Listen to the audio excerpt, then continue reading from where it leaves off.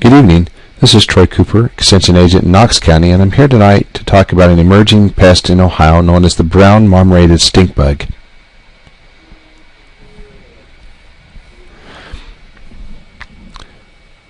This is a new pest that is invading Ohio from the eastern United States and that was accidentally introduced into our country from Asia. This pest, because it has no natural predators in our country, has really wreaked havoc on many crops across the region where they've been found. And one of the things that makes them so devastating is that they attack a wide variety of fruit and seed pods.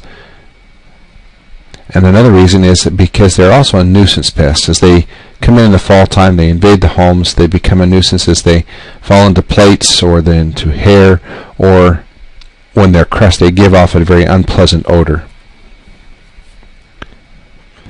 The brown marmorated stink bug is originally from Asia, in Japan, China, and Korea mainly, but has been recorded in the United States since 2001, where it was first discovered in Pennsylvania. Since that time, it has been documented in over 33 states as of November of last year.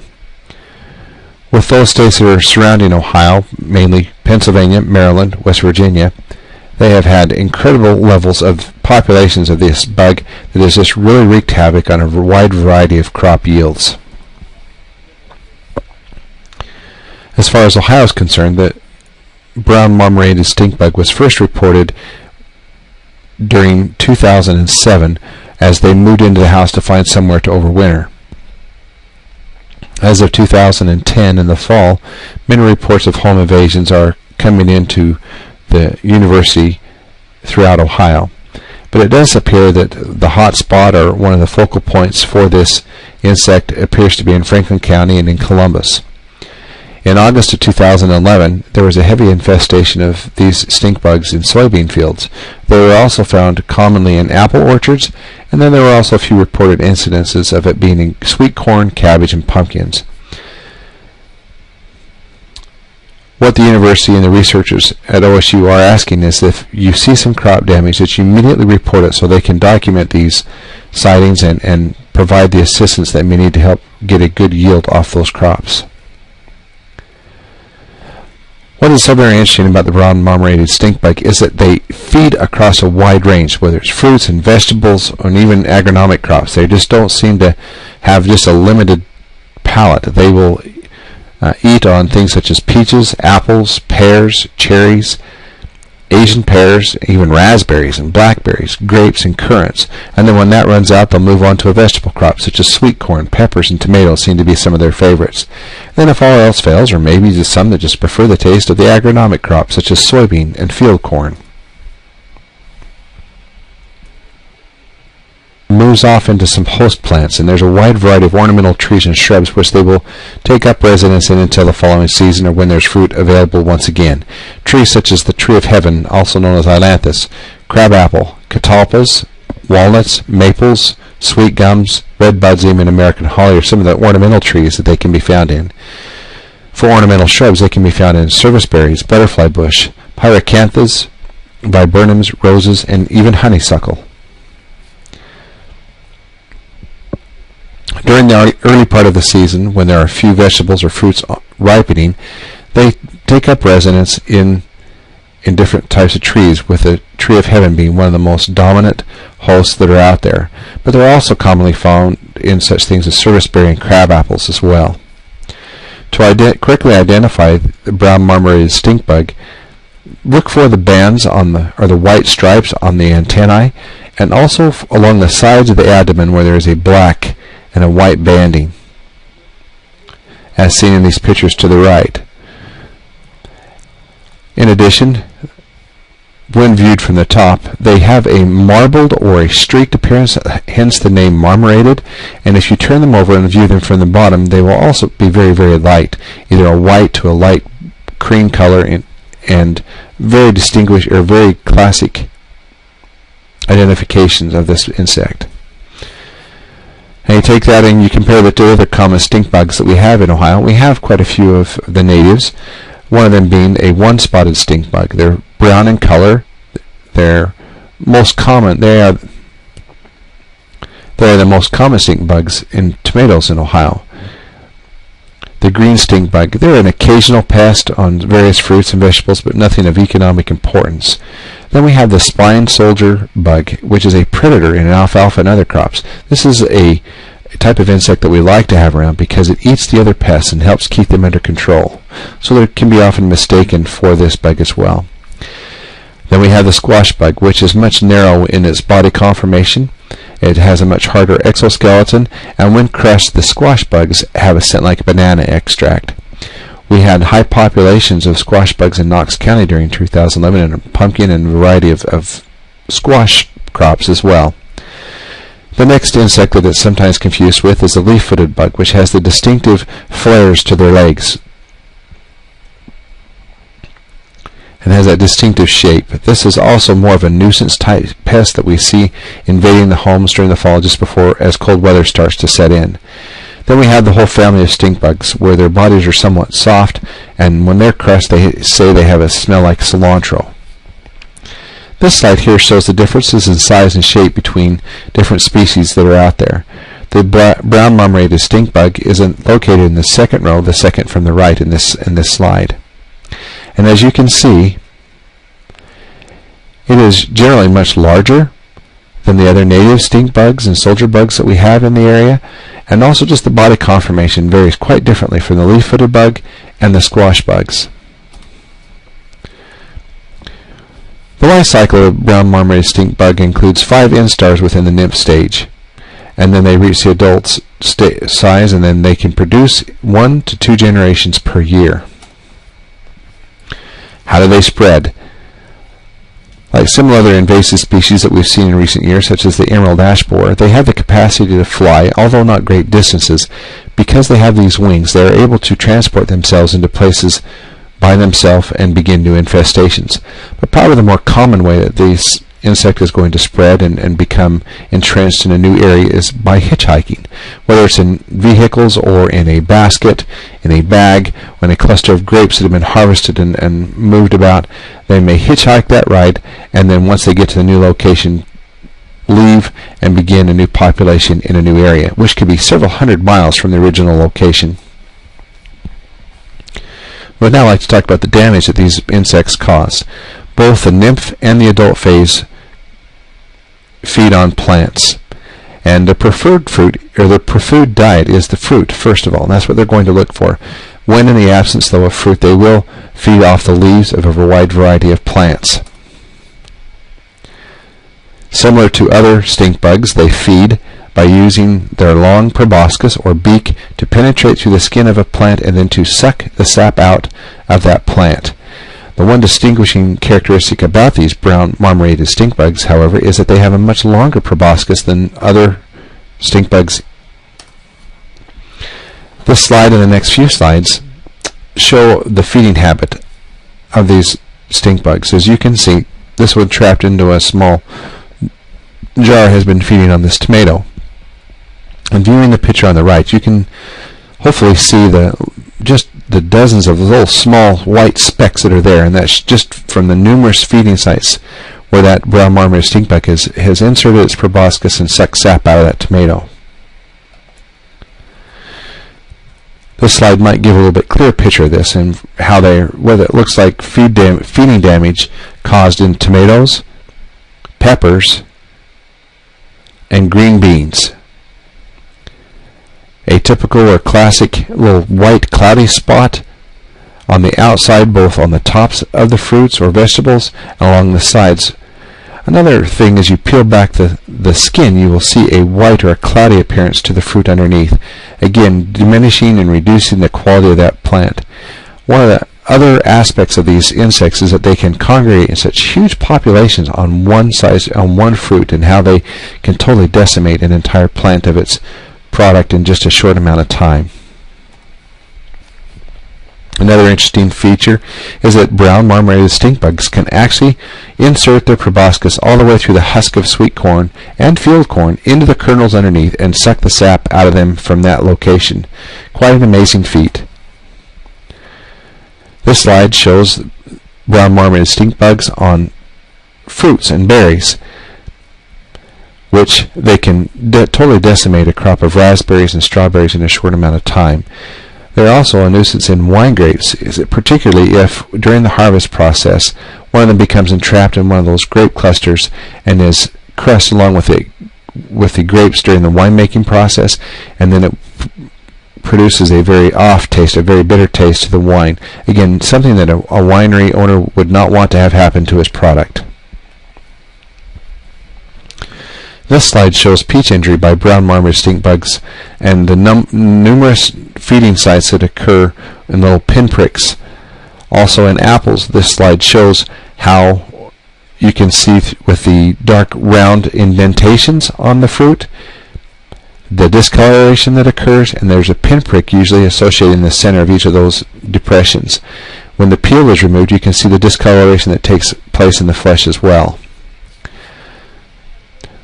The feeding activity of brown marmorated stink bugs closely mimics a disease in apples known as cork spot, but there are some differences that can be detected. The depression of an apple usually always starts as a tiny hole in the fruit, and over time usually becomes discolored and gradually becomes a depression in that fruit. Whereas the cork spot disease does not get that pinprick in the center, and so those will be the distinguishing characteristics between those two. Researchers have also found that there is some preference in the varieties that they like to feed on, with Braeburn and Imperials being right at the top of their list. If you would like a more complete list and more details on this, talk to your local extension educator and they can provide you a more detailed list. This slide just shows the differences in varieties of how that damage may appear. In the top two pictures you can see that there are depressions where the feeding site occurred, but the discoloration has not necessarily shown up.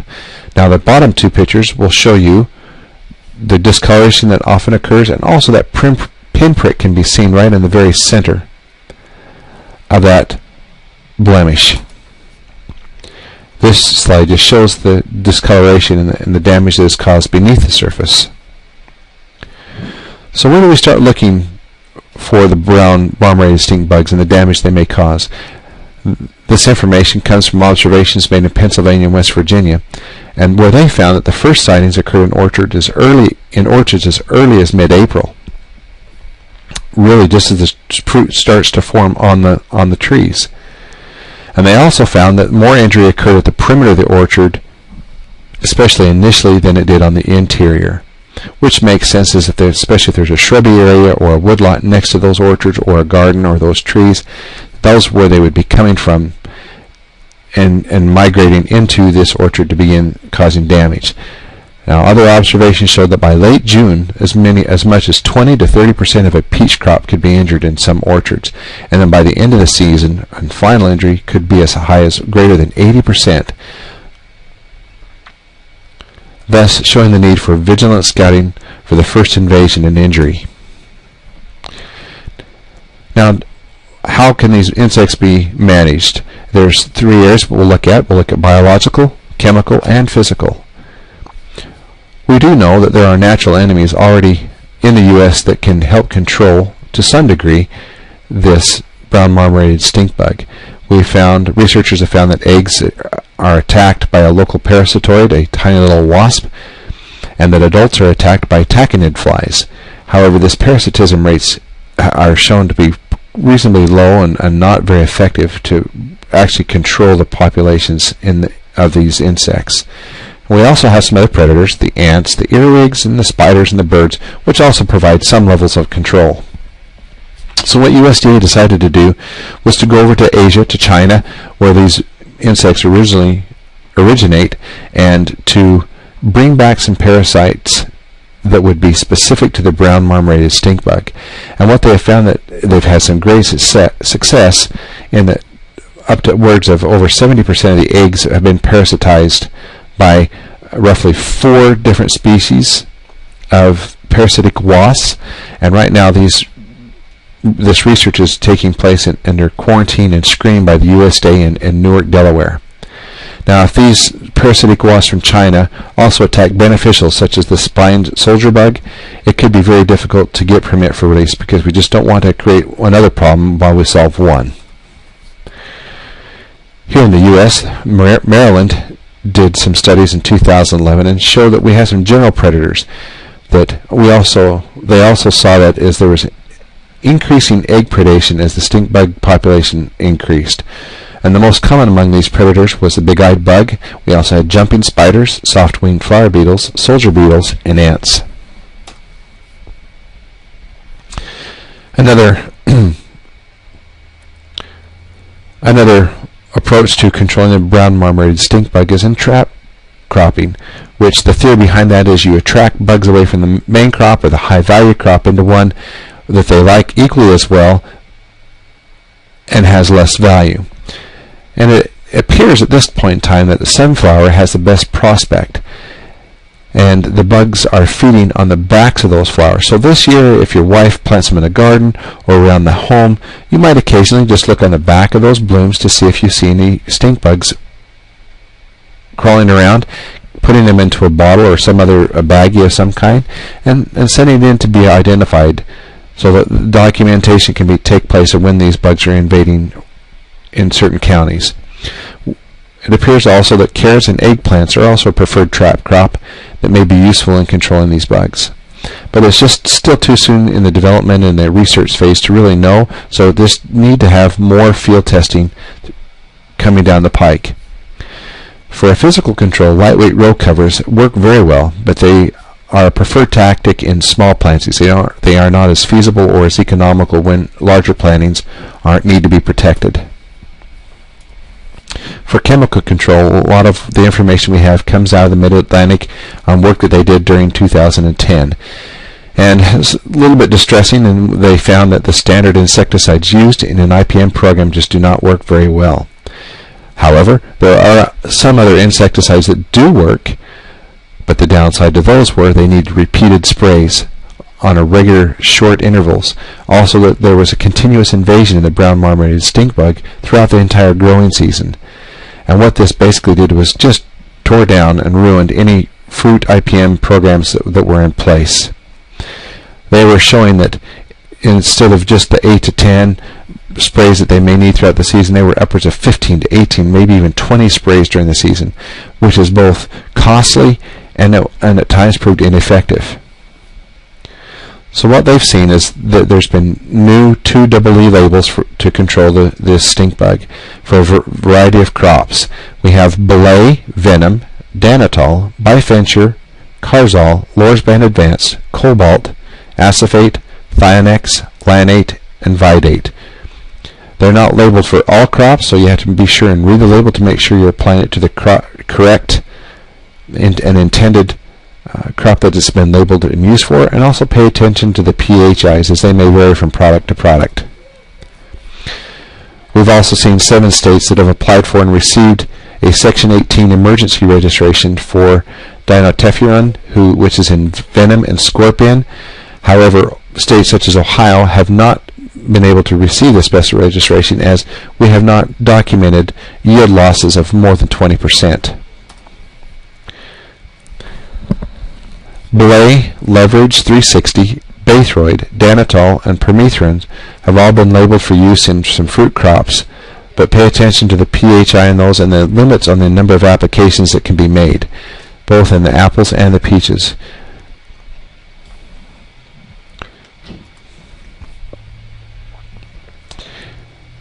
Timing of the insecticides can also play a role in helping it to be more effective. Treatment of bordereaux may be sufficient early, especially early on in the season, if you've been diligent in scouting the fields and watching for them, and also if you take advantage of going into the adjacent habitats, especially if it's a woods or shrubby area. It may be beneficial to spray along those areas as well before the fruit start coming onto the vines. It may also help to treat fruit trees just prior to mowing rather than mowing before the treatment. So how do we go about detecting stink bugs in our area? One of the earliest detection methods that we have that's effective is beating the bushes, literally, and going out there and shaking the plants and seeing if you can shake loose any of those bugs into a bucket or into your hand or into a piece of paper or something where you can detect them and look for them.